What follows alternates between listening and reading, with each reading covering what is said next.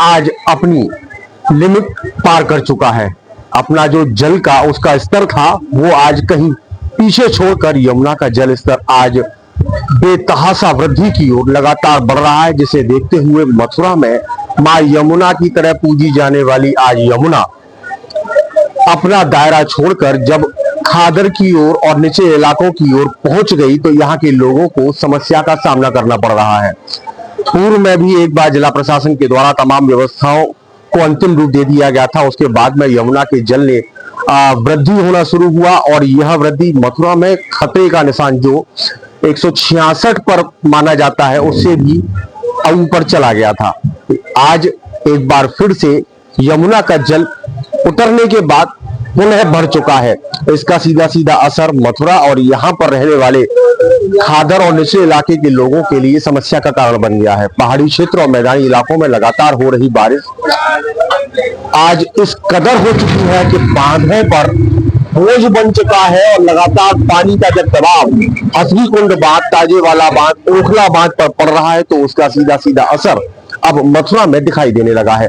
पूर्व में भी एक बार यमुना का जल स्तर बढ़ा था, लेकिन उसके बाद में जिला प्रशासन और सिंचाई विभाग के द्वारा प्रयासों को अमली जामा पहनाते हुए इसे व्यवस्थित कर लिया गया था। लेकिन लगातार बांधों से ताजेवाला बांध, हथनी कुंड बांध और ओखला बैराज से जिस तरीके से जल यमुना में छोड़ा जा रहा है मथुरा के लिए, वो एक बार फिर से परेशानी का कारण बन गया है। मथुरा में इस समय यमुना की यदि बात करें तो यमुना का जल स्तर खतरे के निशान से ऊपर बह रहा है और लगातार इसके जल में वृद्धि हो रही है और अभी माना यही जा रहा है कि इस जल की स्तर में और भी अधिक वृद्धि हो सकती है। क्योंकि यदि बीते दिन की बात करें तो बीते दिन हथनी कुंड बांध से लगभग 3,29,000 क्यूसेक जल यमुना में छोड़ा गया, जो दिल्ली की ओर पहुंचने वाला है। और संभवतः जब दिल्ली पर यमुना का इतना बड़ा जल का स्तर वहां पहुंचेगा तो अभी क्योंकि पहले से ही यमुना वहां पर काफी ज्यादा रौद्र रूप अपनाए हुए है, तो आने वाले समय में जब ये जल और पहुंच जाएगा तो निश्चित तौर पर यमुना की स्थिति और ज्यादा भयावह हो जाएगी। उफान मारते हुआ यमुना का पानी अब विकराल स्वरूप धारण करता जा रहा है, जिसके कारण से यहाँ तटीय इलाकों में रहने वाले लोगों के लिए समस्या खड़ी हो गई है। बाढ़ की स्थितियां उत्पन्न हो चुकी है, जिसे देखते हुए मथुरा में जिला प्रशासन के द्वारा तमाम व्यवस्थाओं को अंतिम रूप दिया जा रहा है। ऐसे बाढ़ग्रस्त क्षेत्र जहां पर पानी का स्तर लगातार बढ़ रहा है, वहां से लोगों को उनके मकानों से पलायन कराकर अन्य स्थान पर ठहराया जा रहा है। उनकी वैकल्पिक व्यवस्थाएं की जा रही हैं, जिसपर जिलाधिकारी चंद्र प्रकाश सिंह लगातार पैनी निगाह बनाए हुए हैं, लगातार अधीनस्थों को दिशा निर्देश भी दे रहे हैं। और आज मंगलवार को भी जिलाधिकारी के द्वारा बाढ़ को लेकर के एक आपातकालीन मीटिंग बुलाई गई है और इस मीटिंग के बाद में अनुमान लगाया जा रहा है कि निश्चित तौर पर एक बहुत बड़े चैलेंज को सामना करने के लिए जिला प्रशासन संकल्पित हो चुका है, जुड़ चुका है। और आने वाले समय में जब स्थिति और भी ज्यादा विकराल हो सकती है, एक संभावना व्यक्त की जा रही है, उस समय पर उससे निपटने के लिए सभी व्यवस्थाएं सुनिश्चित कराई जा रही है। इस समय हम मथुरा में मौजूद हैं और यमुना के तट पर नाव में, हालांकि जिला प्रशासन के द्वारा नाव के संचालन पर पूरी तरह से रोक लगा दी गई है, परंतु आप तक स्थिति को सीधे तौर पर हम लोग पहुंचा सके, इसलिए हम लोग यहाँ पर आए हैं। और आकर के अब आपको दिखाएं, हम विश्राम घाट के सामने खड़े हुए। ये विश्राम घाट का क्षेत्र आप देख सकते हैं, पूरे आंगन में इस समय जल ही जल नजर आ रहा है।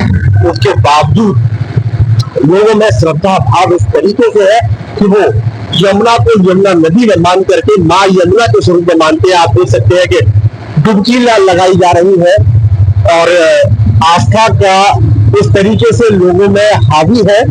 तो आस्था सब कुछ छोड़ करके बस यमुना को अपने मैया के स्वरूप में पूजित करने जाने के साथ में उनका पूजन कर रहे हैं। जिला प्रशासन और निचले क्षेत्रों में रहने वाले लोगों की यदि बात माने तो वो संभावित बाढ़ के खतरे को देखते हुए चिंतित है। तो वहीं पर यमुना भक्त माँ यमुना के समय के स्वरूप को देखते हुए प्रफुल्लित हो रहे हैं। यमुना अपने उन क्षेत्रों की ओर बढ़ रही है जो किसी समय पर यमुना का स्वयं का था, लेकिन समय व्यतीत होने के बाद, आबादी बढ़ने के बाद में उन जगहों पर लोगों ने अपना मकान बनवा लिए, रहने की व्यवस्थाएं शुरू कर दी। लेकिन अब भी लगातार यमुना जो बढ़ रही है, वो लोगों का, जो यमुना भक्तों का सोच है, उनका कहना है कि यमुना सिर्फ अपने उस पुराने घर की ओर बढ़ रही है जो किसी समय पर उसी का खुद का था। आप देख सकते हैं कि यमुना महारानी का जिस तरीके से स्तुति करते हुए, पूजन करते हुए स्नान कर रहे हैं, गोता लगा रहे हैं। लोगों का इस सोच है, कहना है कि यह जल सबसे पवित्र जल है और मां यमुना की गोद में एक बार स्नान हो जाए, उनका आचमन हो जाए, तो उससे बड़ा पुण्य लाभ और कुछ हो ही नहीं सकता है।